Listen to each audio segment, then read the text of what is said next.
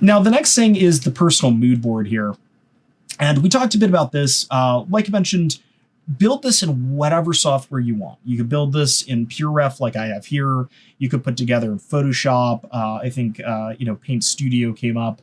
Whatever software you guys want to build this in, feel free to build that in, whatever you're comfortable with. And it's for you. It's not really for me. It's for you to kind of explore what colors you like, to get that idea of kind of pulling up text codes, and most importantly, have a reference to kind of draw on as we move through this term. And this is going to come into play with today's demo that I'm showing you guys, where, I don't feel like coming with an idea for this color palette. I'm going to pull up a mood board of things I like, and I'm going to apply this. So the personal mood board is something that you could build that has colors you like that you can draw on quickly. Now, how does this idea kind of relate to industry? Whenever you're working on a product, be it a video game, film, brand design, commercial, really anything, a lot of the times you're going to have these mood boards that are on brand, and you might even consider them brand boards that are constantly referred to by the team. And whenever you need to create a new piece of art, the first step is actually going to the brand boards for inspiration. This can be anywhere from kind of looking at the shape language, the style, the colors used, what level of saturation. And companies will often have several different boards that they flip through for a project that kind of acts as a guiding compass or even a Bible in some ways, to make sure that everything's on track and looking good. So you as an artist can actually develop a board for yourself that keeps your art on brand. This isn't something I've personally done in my own artwork, but the reality is I draw inspiration from all of these artists. So inadvertently, I've actually been doing this for years, which is kind of ironic. So let's go ahead and take a look at this, in action this week in terms of actually utilizing this. What I'm going to do is I'm going to use my board here to kind of inspire maybe one or two designs of something that's kind of problematic as an image. Now, the problematic image, as a full disclaimer, I did generate using AI. So yay, AI creating bad art for me. And we're going to go ahead and bring that in. So what I have is the image located here, this problematic image. And the quickest way to pull something into Photoshop, if you are already in Photoshop working, is to basically just drag and drop it. So let's go ahead and take a look at that. We'll go ahead and bring this in here, and we'll drag and drop this. Cool. So what you'll see here is this gets brought in as a new layer, and down here we have it as a layer. We don't really need to unlock this layer because we're not going to do anything to it, but there are some things we are going to want to kind of identify and figure out what's working, what's not working. Now, this is where objectivity does kind of come into art a bit. If I were to ask you if this is a good piece of art, I think everyone in this room would have differing opinions. It's not a bad piece of art, if I'm going to be honest. And if I was teaching an illustration class and a student turned this in as their own illustration, I'd be impressed, if I'm going to be honest. But when it comes to a good piece of production art, when it comes to, explaining a story or a narrative, there's a lot of kind of confusion here, because we're dealing with this sort of cloaked figure, and we're dealing with this castle, and then we have this kind of rainbow vomit, going on. We have this sort of low contrast value structure. It's a little bit hard to kind of say what's happening in this piece, emotionally or story-wise. So this is where color theory is going to come in. Obviously, this person, ate some mushrooms in the forest and everything's rainbow now. I think that's our narrative here. But, what if we wanted to bring this into a different narrative, something a little bit more dramatic, something, maybe a bit more focused? That's where we're going to be able to kind of implement our color theory principles. Now, I'm going to create a layer here to write, because my pen tool lovingly has decided to just not work today because it doesn't like Microsoft Screen Share. So, what were some of the things that we talked about? Hue is going to be a major one. Remember, hue is kind of the master color that is within a color itself. So that's going to be the reds, greens, blues, all that kind of thing. Now, one of the big things about this particular image is that it doesn't really have a set one. It has basically all of them. We're getting this kind of rainbow effect, and it doesn't detract too much, but it definitely does change it to a very happy, whimsical mood. And maybe that's not what we're aiming for in this particular case. But that's something to kind of be mindful, is this idea of hue. The next one is going to be saturation, how saturated things are. And this is a pretty darn saturated image. It's very saturated across the board. So if we're going for something very happy, this is already working. But if we're trying to create something a bit more dramatic, this could definitely be dialed back. And the next one is going to be value, or remember, value can also be referred to as lightness or brightness. And this is a very bright image. So we're kind of checking this box of lots of colors, lots of saturation, bright. So we're in a very happy place here. Which is great if that's what we're aiming for. But like I mentioned, if we wanted to set a tone that's a little bit more dramatic, we might want to change this. Now, when it comes to changing these things inside of Photoshop across an image, there are a lot of methods we can use to do this. Obviously, we have access to layer stacks. We can use things like filters. We now have built-in AI. We can use brushes. We can use blending modes, all sorts of things. But the easiest thing and most broad thing is really going to be to use adjustment layers. And when we understand this idea of hue, saturation, value, brightness, and how these operate, there's a handful of adjustment layers that we can use to really kick butt, for lack of a better term, in editing images to be, telling a narrative we want them to have, essentially. So let me go ahead and delete this here and kind of talk about where adjustment layers live. And since I can't draw on the screen, I'll just create another layer and draw to it. Adjustment layers are going to be over here. You can see this word adjustment that I am hovering over. And if you go ahead and click on this, you'll see there's several adjustment layers we have access to. Now, something to be aware of is these may or may be grayed out depending on the mathematical model you're working in terms of the color mode. So if you come up here to image mode, you'll see that we have access to all of them if we're in the RGB color.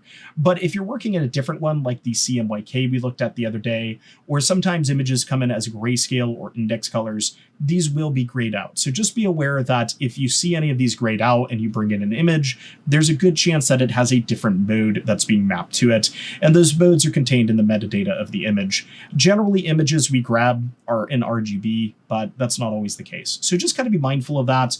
The cool thing about RGB is we have access to all of these. Now, we've already kind of talked a little bit about these terms, but this term. But one of the most powerful ones we're going to have access to is this one here called hue and saturation. The way we add an adjustment layer is we simply click and it's going to add it to the layer stack down here. Now, adjustment layers get created with two different aspects to them. You have the actual adjustment layer, which is encoded in the front here, and then you have the mask that is generated with it here. If you're familiar with masks, masks allow you to control the area something occurs in by painting areas black or white. That's something we can play with in a little bit, but for now, we're mostly caring about this first section. What I want to show you, though, is depending on what you click on here, you'll notice it's going to show a different menu up here in the properties. So we want to be seeing this first one here, which allows us to control these different elements. Now, it's going to take a bit to kind of get into actually using this, but the hue slider here will shift the hue, which isn't very helpful for us because this is just kind of a rainbow garbage scene. So this doesn't really give us much control. But because hue is mapped out on a 360-degree angle, what this essentially does is it rotates it, and as we are sliding this, it moves the hues relative to the color. This can allow you to very quickly remap the color of an image, and this is actually how a lot of video game characters in older video games were recolored. So I'm talking about, the early era of Game Boy, PlayStation. It's not used as heavily now. It's much more common that they will use texture maps, but in the past, they could actually hard code this in to create variety without even creating another sprite, which is kind of cool. So that's going to be hue. Saturation, if you push it one way, will hypersaturate it, which you can see we're getting that posterization we talked about. More importantly, if you push it the other way, it will desaturate it. And this is going to be how we actually end up using this in today's example, but I did want to show that dial and how it works. Finally, the lightness is borderline useless on this adjustment layer because it uniformly brightens or uniformly darkens an image. There are instances where this can be useful, but in most instances, this is a completely useless dial, and it's not something that we generally touch. So just kind of be mindful that the lightness on the hue saturation value adjustment isn't great. The final thing I want to show you guys that will actually solve one of the major problems of this image is this colorize dial. And if we check this, what this does is it actually turns this into a monochromatic image where we can now use the hue slider here to adjust this image to be specifically a single hue. So if you're ever trying to create a monochromatic image, for example, if you wanted to make this, maybe blue, and we could play around with boosting the saturation, and in this instance, something like lightness might actually matter, we can do that very quickly here using hue, and you can see how quickly we can kind of start to solve some of these issues. Now, something else I want you guys to be aware of is that adjustment layers also will work with blending modes. We took a peep at blending modes the other day, looking at the idea of an additive blending mode with things like screens and linear dodges, allowing us to kind of brighten an image or add to it and operate in the color spectrum. And we also took a look at the idea of a multiply, which allowed us to darken. So predictably, if I use something like a screen here, we're just going to get a very blown out look. If I used a multiply here, we would darken it down. Neither of these are very useful. But what's important to get used to is kind of experimenting with these. And I'll actually argue the multiply here does look pretty cool. So there's that. But some of the ones that are very interesting are down here, which is the hue, saturation, color, and luminosity. And what these will do is it will strictly transfer the hue mathematic here onto what's underneath them. So in this particular case, since this is monochromatic, what we're doing is we're taking this hue and we're now transferring it onto the value of the lower image. If I take a look at the saturation, it will take the saturation channel. If I take color, color is a bit trickier because what is color? And this is something that we defined this week. Color is not just hue, it's a combination of hue, saturation, and value. So what's happening here is it's taking the hue and saturation combined and mapping it down to the value of the image. If we play around with the lightness here, you'll notice that it also has an impact on the color blending mode, but it's actually applying to the saturation, which is kind of weird. So when it comes to color as a blending mode, it generally is taking hue and saturation combined and mapping it to the value specifically, which is weird. The last thing is luminosity. Luminosity is how bright this layer is, and that represents value. So you'll see the lighter or darker I push this, the lighter or darker luminosity applies. So in this particular instance, if I wanted to make this monochromatic, rather than just lowering it here, I could consider using something like a color blending mode, in which case that would transfer, down. It looks pretty much the same. Or I could use something like a hue blending mode to keep some of that original value, in which case we can play around here with the hue to just affect that lower layer, which is pretty cool. Now, none of these are what I really want to do, but the base premise I wanted to show you was that idea that we can utilize these layers. Now, let's say I wanted to target something specific, and I actually wanted to start making meaningful changes to this. The first thing I need to do is diagnose what is actually wrong with this image. And this comes from our knowledge of color theory, right, that we looked at earlier in this week. So one of the things we mentioned yesterday is that if you get the value right of an image, the image is going to look good. So that's the first fix I should probably look at checking. Now, the thing is, unless you are colorblind, this image is going to be hard to judge the value of. When we take a look at colors, their proximity to another color impacts how bright or dark they look. So this image may look well balanced in terms of value, but we're really not going to know until we come in here and we use a hue and saturation layer to desaturate this to get down to the base. And if we take a look at this, the value's okay. There's some areas that are a little bit confusing, but across the board, it's just kind of a little bit too bright. Now, as you're going, you can go ahead and name these layers if they serve a purpose. This first layer here is going to be kind of my desat layer, my desaturation here, so that way I know what it is. What's really cool about adjustment layers is we can stack these. So if I wanted to correct this, I wouldn't necessarily use this hue lightness here because we've learned that the hue saturation lightness kind of sucks. What we're instead going to do is use something like a histogram or a curve that will allow us to get there. Now, my personal favorite is levels because it is a histogram. When we go ahead and click on levels and it adds a stack to this, what the levels is showing us is the actual value ranges of light being mapped across the image here. So this is our histogram. And on the far left side here, what we are seeing is the darks. So this is going to be my darks, and you can see that we actually have no darks in here at all. This entire area is empty. This area over here is going to be our lights. And you can see this also is actually a smidge low, but it's okay. And then everything in between the darks in here is our midtones. And you'll see we're actually missing a lot of the midtones right here. Everything's kind of clustered in here. Now, what that indicates is that we have a low contrast image. It's not really an image that is going to work well. Now, how do we make this work a little bit better? Well, these little dials here we can move to adjust what we would call the gamma. And the gamma is the relative brightness of an image. So by pulling these up, we can change what is considered black and what's considered white. So this area here, this is what's considered black. This is what's considered white. And we can move these. And then this area in between is technically our gamma. It's how those map relative to each other. All right. So to fix this image, what I essentially need to do is move this over so we have a black value. So let's go ahead and do that. I'll go ahead and move this over here. And as I do that, you can see how my image changes. All of a sudden, we gain black into our image. We get the darks back. And even if I turned off the desaturation, you can see this is already looking substantially better. So that's what it looked like before. This is with our value corrected. So if you thought the image looked fine, this might change your mind because this looks kind of magical now.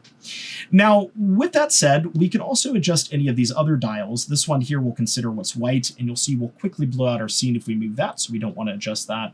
But this is going to be the gamma shift here, and that's going to be a bias towards light or towards dark. And if I pull this down, you'll see it will get darker. And if I pull this up, it will get lighter.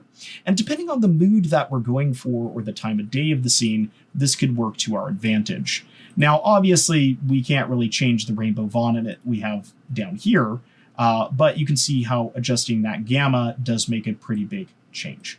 Now, I'm going to get it to look right here for what I want, but that's going to be how we can adjust our value there is using something like A levels. So the next thing to kind of figure out is how we want to bend our narrative here, how we want to change our color, what direction do we want to move this in. And this is where our personal mood board can come in handy. Depending on what type of mood I want to capture, maybe one of these, styles or images will give me that feel I'm looking for. So if we take a look at these images here, we kind of get this, sort of majestic feel. It's kind of almost like a, I don't know how to put it, kind of a heavenly type feel or a glorious type feel when we look at these sort of yellows. It's very warm, but it's also very dramatic. We have that contrast of darks versus lights. And I think something like this could work very well for our particular image. We could also do something like this that, maybe feels a little bit more contrasty and sinister and mysterious. Something like this, I don't think I'm going to go for. It's too green. But we could play around with something like this, where we're getting this nice contrast between the blues in the sky and the land masses to just kind of create a dramatic lighting. I could also go with something like this, where we have kind of a combination. But for this scene, I think sticking with something monochromatic would be good. Now, what's really cool in Photoshop, and if you're using something like PureRef here, you can actually copy and paste these between each other to create images, to create layers. So if I wanted to bring this in as kind of a reference, I could do so. So I'm going to hit Control-C here and just Control-V to bring this in. And if you want to move this around, you can switch to your Move tool here. If you want to make an image bigger or smaller, you can hit Control-T to transform. And once you've hit Control-T, you can use these little areas here to squash or stretch it. You might notice it's non-uniform. Depending on what version of Photoshop you're in, if you hold down Shift, this will make it more or less uniform. Now, why do I say depending on what version you're in? In the past, you used to have to hold Shift to make it stay this way. And then they changed it so this was the default, and then they changed it back. And they keep changing it on me, so I don't even know what the default is anymore. Long story short, we can kind of place this off to the side, and we can use this as a reference. Now, just remember when it comes to layers, you can use the little eyeball here to toggle these on and off. Now, this brings up a good point, which is cool. We've desaturated this. We fixed the value. How are we going to bring color back into here? And the truth is, there's a number of ways we could do it. So one way we could do it is we could come in here and remove our desaturation layer because we technically don't need it anymore. In this case, I'm just going to turn it off. And we could bring a hue and saturation on top of our levels by just dragging it above. We could then set our colorize here, and we could try and find a hue similar to that in our image here with a similar saturation. But this has very limited control. And whereas this is getting us close, it's really not having that impact that I am looking for. So what we're going to do instead is we're going to look at one of the most powerful adjustment layers, and it's an adjustment layer we are going to be using a lot in this class, which is the gradient adjustment layer. Now, some of you may have worked with this thing here called the gradient map before. If you have not, it is kind of a life-changing tool once you understand how to use it. The way the gradient map adjustment layer works is it takes the value of an image and it allows us to remap colors to it. Now, this opens up a ton of possibilities. We could strictly remap the value of an image one-to-one to try and match it, including the colors, or we could remap the colors to a value spectrum, and then we could try and use a blending mode to bring it on top of the existing image's values. So it really kind of depends, but let's go ahead and create this so you can see how this works. When we create this gradient map, you might have noticed immediate change. The image got darker. And if I toggle the visibility here, you can see what's happening there is it's remapping the value. Now, what is it remapping the value to? It's remapping it to the gradient that you see here. We can actually customize this gradient by clicking on the gradient itself, clicking this gradient icon, and pulling this up. There's a bunch of presets up here you guys can play with. I don't advise playing with these because they're borderline useless and aren't really going to give you the results you want anyway. But just to show you, there are presets in here, and you can kind of see the base idea of what they're doing.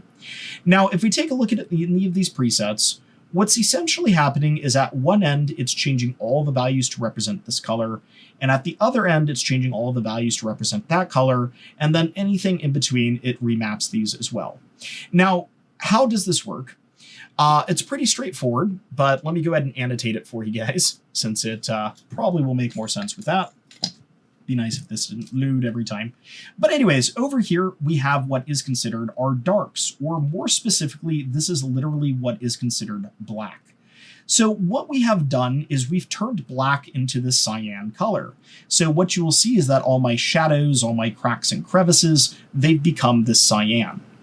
This area here is going to be our midtones, our 50% gray. So everything that's 50% gray is now falling into this category here that we can see.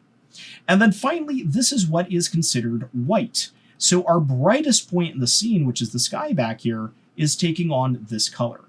What's cool is we can set these to be whatever color we want. So let's go ahead and take a look at that real quick. I'm going to go ahead and clear this out, and we'll go ahead and start fresh. If you don't save this and you hit cancel, it will go back to the default, which is important to understand. And we can go ahead and remap this. So let's say I wanted to make something completely ridiculous, and I wanted this to look like it was lava and it was inverted. What I could do here is I could come down to the base and I could say, okay, well, let's make our brightest point here a bright white, and it's actually going to be the blacks.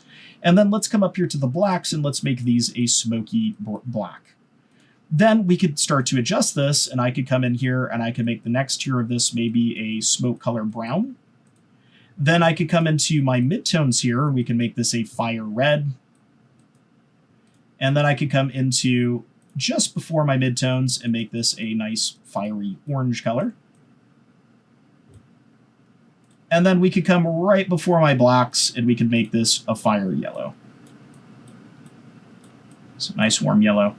And what you can see here is I've inverted this and I've created a pretty dynamic looking effect that represents what would be considered fire. Now, just a reminder, we compare this with blending modes, so you can see I can adjust it with things like color or any of these things to kind of shift this. All right, so pretty neat effect here that we can utilize to create a colored image.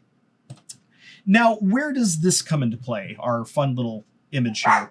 We can actually sample directly from this. So I'm going to hit undo by hitting Control-Z. And if I wanted to experiment with lifting the palette from one of my favorite artists' piece of work and applying it to an artwork of my own or another image, I can do so here. And this is one of those powerful aspects of what I mentioned about being on brand or using branded imagery. When you have these boards, you can get this set up. I need to pause real quick and be right back. I got to throw this dog out. So give me just 1 second. So let's get back into here. What I was going to mention is we can remap the values from this image here into our illustration we have going on here. So let's go ahead and start by taking these here and using the eyedropper. I can come into the light area, click the color here, and you'll notice when I'm hovering in this image, I have an eyedropper I can sample from in my Photoshop document. And I can come in here to the brightest bright here and just kind of sample this here. That's going to represent what is white. And I'll hit OK. And likewise, I can come into the darkest dark here, and I can sample in here to whatever is considered black in this image and hit OK. Now, I can also kind of go in the middle, and I can map these to different ranges. This could be a little bit tricky, and it's going to kind of require discretion to figure out exactly what you want. But I could go up a slight tier here, for example, and we could maybe consider grabbing this tone or maybe even the green from the top of here, which is actually looking quite brown. And then I could go maybe up a little higher, and we could sample from over here. And then kind of come into our mids, and in our mids here, I think I'll select this color. And then as we kind of get to our light colors here, we can experiment with, grabbing from our other areas here to kind of map this to have a similar palette. Now, how accurate is this going to be? It's not.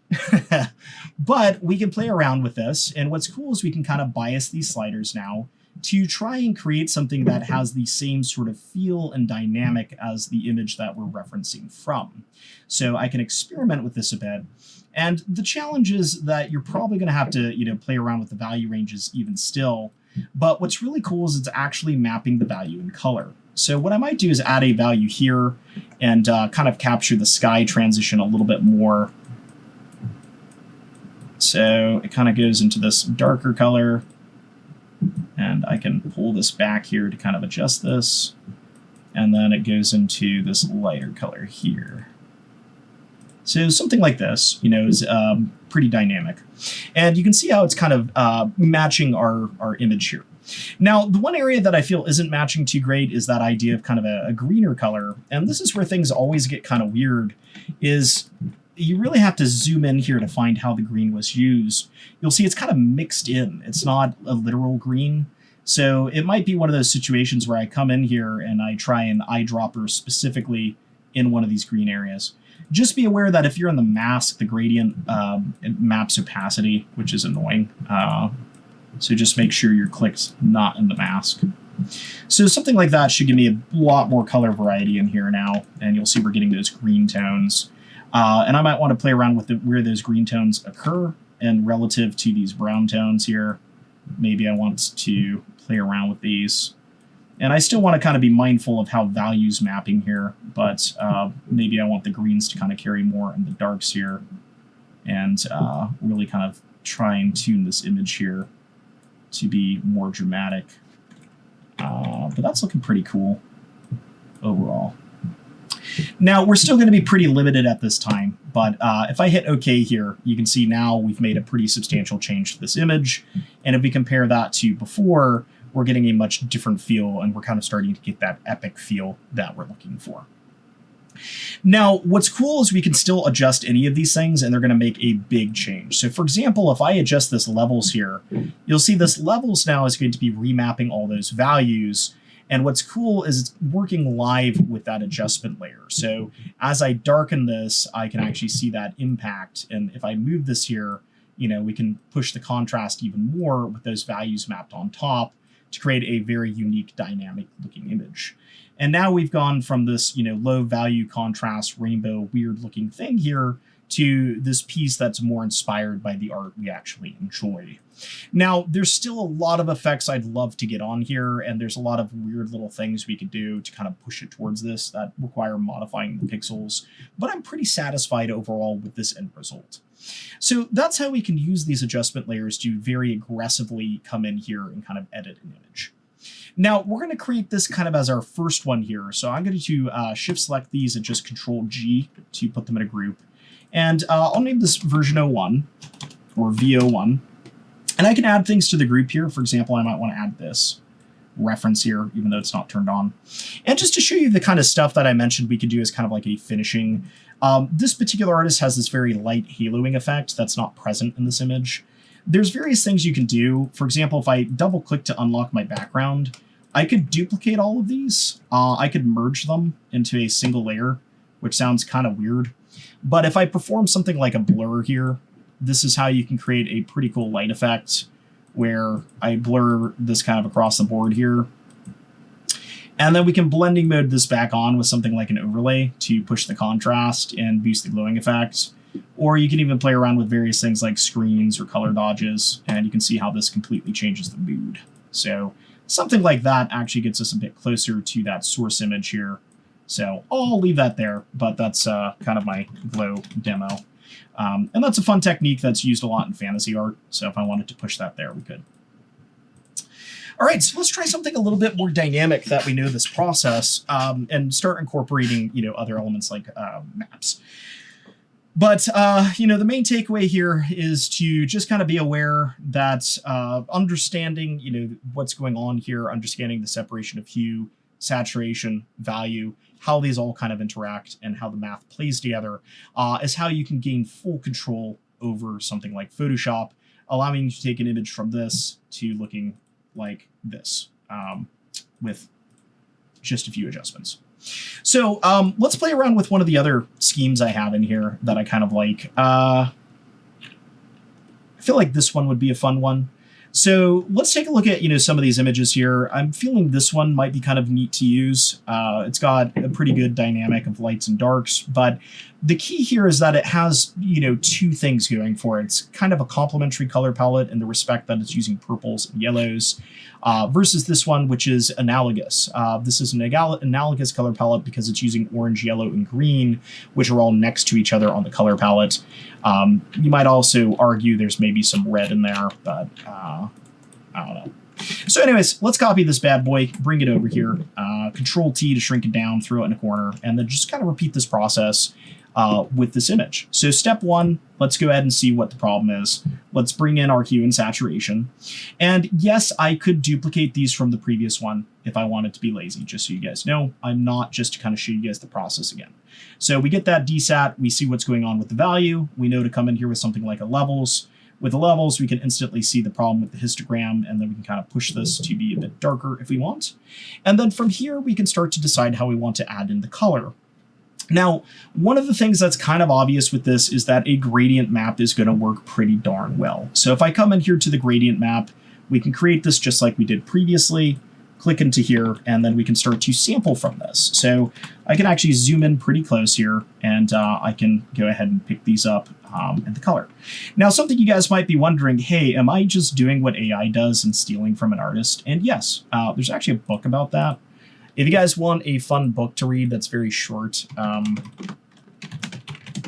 I'd suggest checking this one out.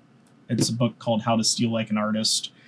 It's a very well-known book, and your view on AI might change after you read this book. But long story short, artists have been stealing other artists' work since the dawn of time. The entire Renaissance movement was literally just stealing the Hellenistic period's art style. So anyways, fun story there. Us fancy folk in the world of art and music and all that stuff, we call this sampling, because stealing sounds worse, but I don't know, you tell me. But this is, what we do a lot in this industry in general, in any sort of creative field. And like I mentioned, it saves a ton of time, but more importantly, it keeps things on brand. So if we're actually talking about this, in terms of a company or a product, this is how we ensure the colors are looking consistent across the entire thing. But there we go, that looks freaking terrible. And that was kind of my goal. Now, why does this look terrible? There's just too much going on here with the colors. So what I need to do is I need to dial this back, but I also need to map this according to value here, because some of these things seem darker than others. And you can actually check the value by coming in here and checking the brightness. So this one has a brightness of 24. This one has a brightness of 24. These are the same value, different color. So what am I going to do about that? Really, I'm just going to pick one. I kind of like that one's pushing a little bit blue. I feel like it gives us more variety here. But we can alter this around here, play with this and see if we can get something we like. Now, this is where things are going to get complicated because you're going to notice I'm not really going to get what I like with this particular one. And that's because this image is very dark valued, and there's a huge contrast between the lights and darks if I wanted to get this to work. If I hit OK here, this is an instance where coming down here and playing around with blending mode might be one of the best ways to go, such as using something like color. And this actually gets us pretty close to what I might want to use. But I might want to make some slight adjustments here. And what are those adjustments?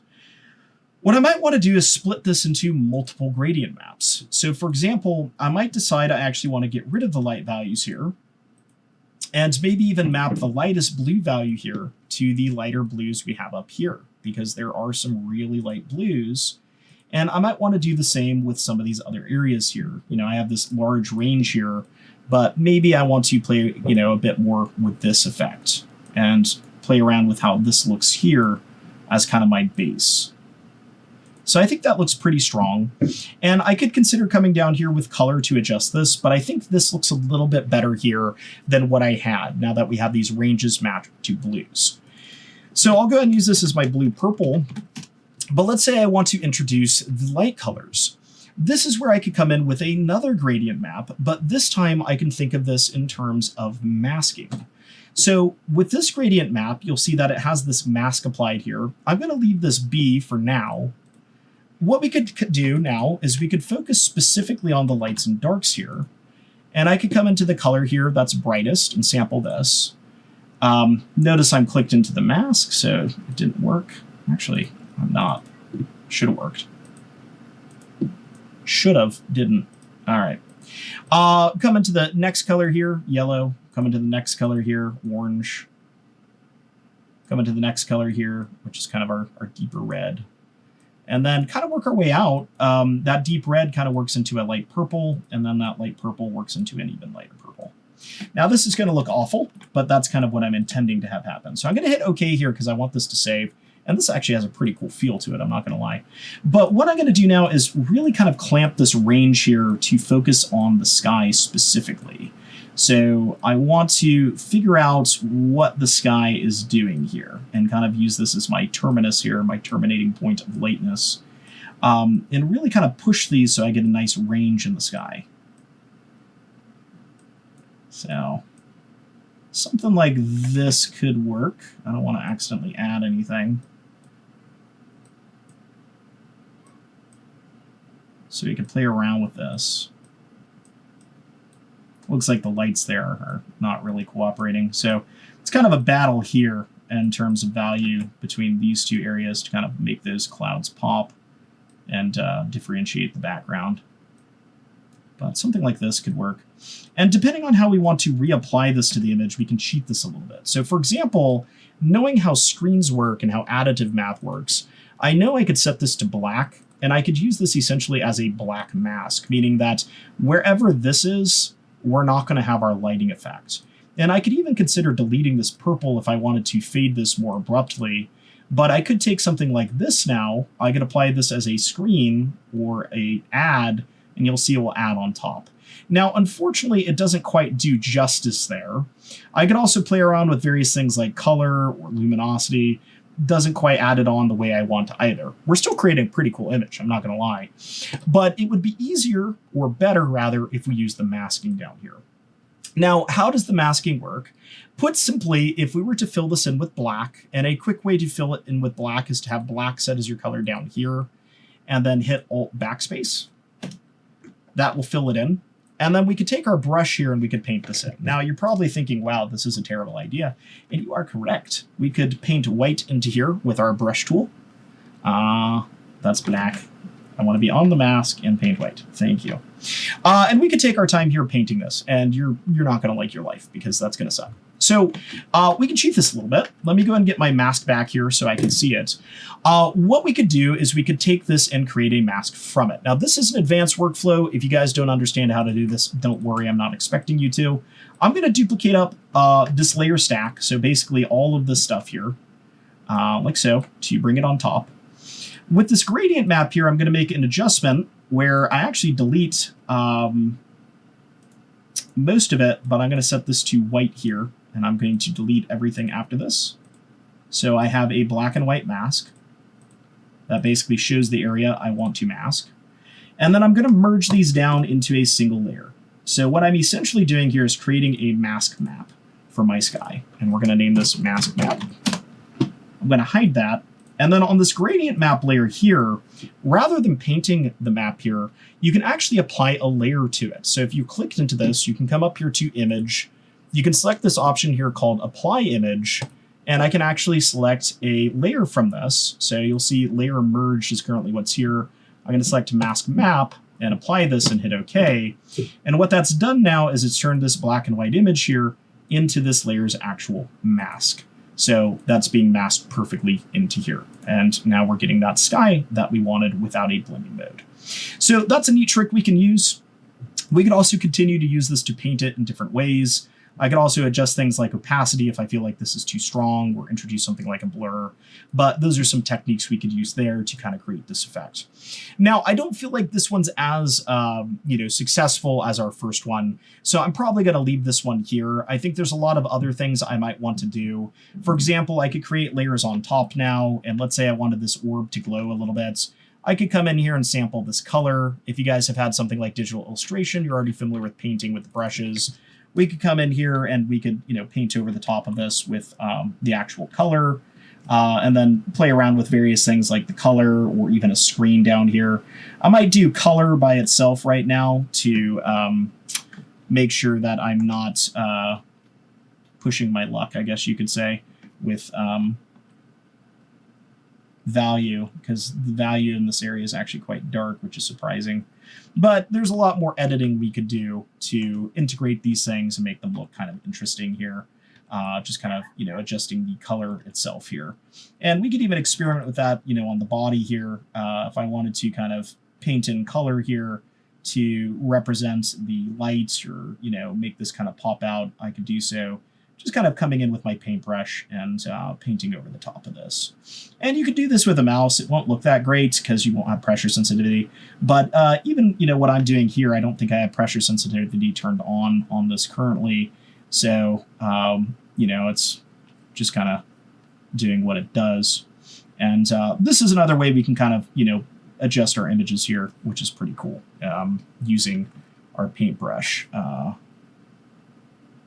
So we could also introduce other layers too. For example, if I wanted to kind of get some really strong highlights here, I could go ahead and, maybe make this our color layer. I could adjust the opacity if I felt like this wasn't strong or was too strong for color. And then if I wanted to, I could come in here with like a screen layer. And let's say I wanted this to kind of pick up some of this reflected light. Then go ahead and make sure I'm using one that has pen pressure down here. I'm going to assume this one does. Probably doesn't. But I could come on top of here, paint this a bit, and I could use an additive math like a screen here to brighten this. So you'll see wherever this goes, it's brightening.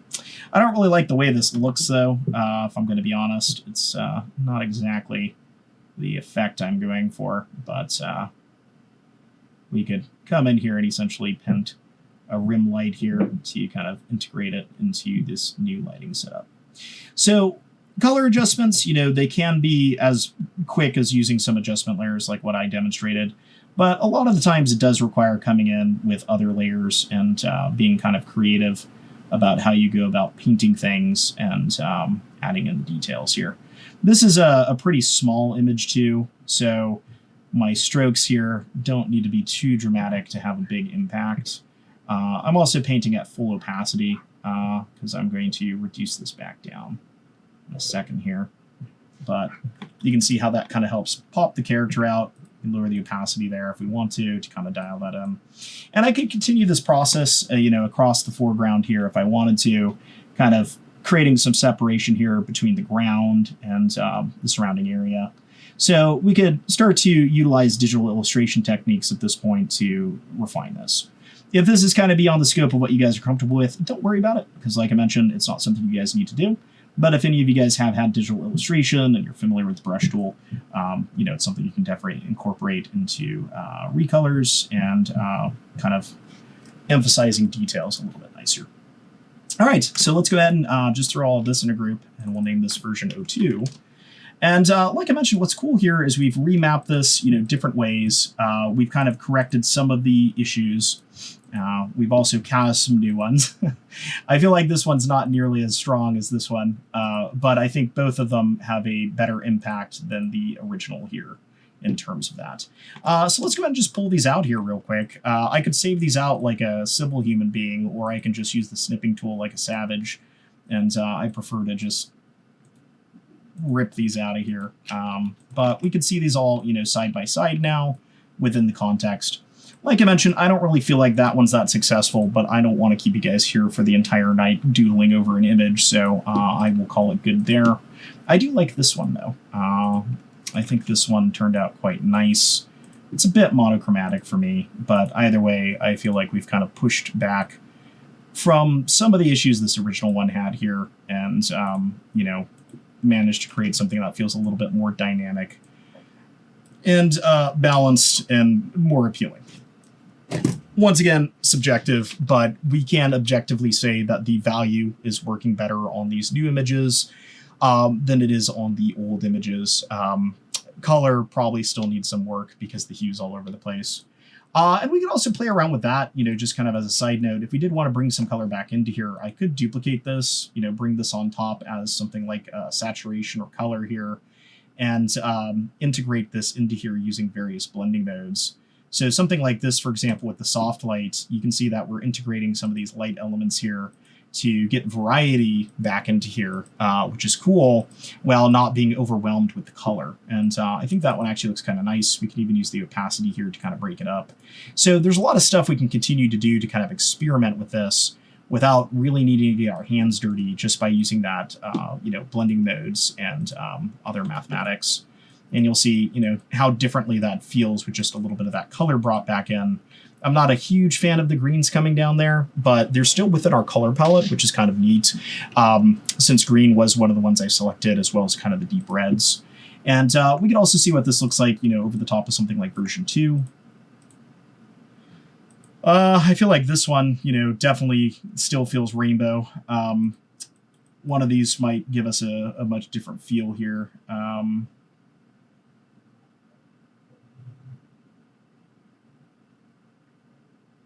Trying to see which one might be appropriate. I feel like this one we're kind of out of luck with. Some of them look cool, but they definitely are not ideal. Color gives us a little bit of breakup here, so that could be kind of interesting. And once again, we can compare those with the snipping tool. You can see how it's nice to have pure ref paired with the snipping tool as well to kind of just quickly compare things. So we can see how that reads. And, I feel like that does read a little bit stronger with the additional colors brought in, just to kind of add a little bit of breakup. And that's because our gradient, turned these things into kind of a monochromatic mess. But I think regardless, we could say that, these are feeling a little bit stronger, in terms of appeal and story than the original Rainbow Vomit is. All right, so I'm going to leave it there for today. Hopefully that gives you guys some ideas on how to go about adjusting images inside of Photoshop, and more importantly, how to incorporate some of this information that we've gained this week, how we can actually apply this idea of hue, saturation, and value to create these different color schemes. All right, be sure to like and subscribe so you can catch the next video in the series when it goes live.